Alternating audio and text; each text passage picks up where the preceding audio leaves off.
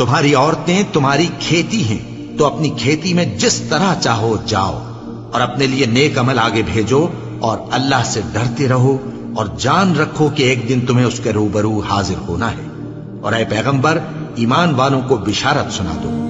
اور اللہ کے نام کو اس بات کا ہیلہ نہ بنانا کہ اس کی قسمیں کھا کھا کر سلوک کرنے اور پرہیزگاری کرنے اور لوگوں میں صلح و سازگاری کرانے سے رک جاؤ، اور اللہ سب کچھ سنتا ہے، جانتا ہے۔ اللہ تمہاری لغو قسموں پر تم سے مواخذہ نہیں کرے گا، لیکن جو قسمیں تم قصد دلی سے کھاؤ گے ان پر مواخذہ کرے گا، اور اللہ بخشنے والا ہے، بردبار ہے۔ جو لوگ اپنی عورتوں کے پاس جانے کی قسم کھا لیں ان کو 4 مہینے تک انتظار کرنا چاہیے۔ اگر اس عرصے میں قسم سے رجوع کر لیں تو اللہ بخشنے والا ہے، مہربان ہے۔ اور اگر طلاق کا ارادہ کر لیں تو بھی اللہ سنتا ہے، جانتا ہے۔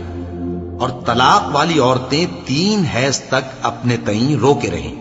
اور اگر وہ اللہ اور روز قیامت پر ایمان رکھتی ہیں تو ان کو جائز نہیں کہ اللہ نے جو کچھ ان کے شکم میں پیدا کیا ہے اس کو چھپائیں۔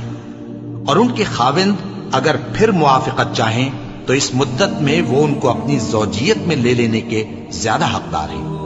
اور عورتوں کا حق مردوں پر ویسا ہی ہے جیسے دستور کے مطابق مردوں کا حق عورتوں پر ہے، البتہ مردوں کو عورتوں پر 1 درجہ فضیلت ہے،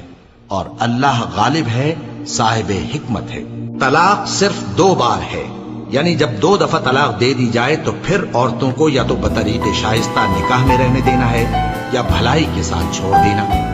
اور یہ جائز نہیں کہ جو مہر تم ان کو دے چکے ہو اس میں سے کچھ واپس لے لو۔ ہاں، اگر زن و شوہر کو خوف ہو کہ وہ اللہ کی حدوں کو قائم نہیں رکھ سکیں گے تو اگر عورت خاوند کے ہاتھ سے رہائی پانے کے بدلے میں کچھ دے ڈالے تو دونوں پر کچھ گناہ نہیں۔ یہ اللہ کی مقرر کی ہوئی حدیں ہیں، ان سے باہر نہ نکلنا،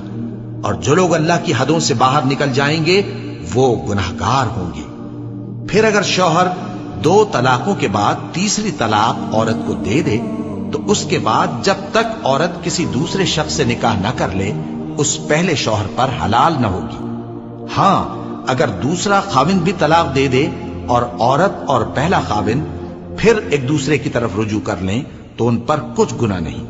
بشرطے کہ دونوں یقین کریں کہ اللہ کی حدوں کو قائم رکھ سکیں گے، اور یہ اللہ کی حدیں ہیں، ان کو وہ ان لوگوں کے لیے بیان فرماتا ہے جو علم رکھتے ہیں۔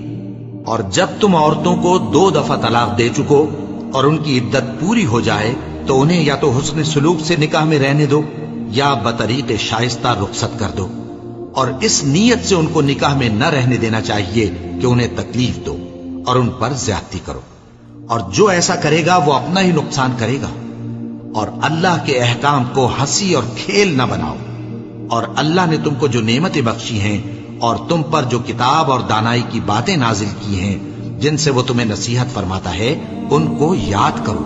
اور اللہ سے ڈرتے رہو، اور جان رکھو کہ اللہ ہر چیز سے واقف ہے۔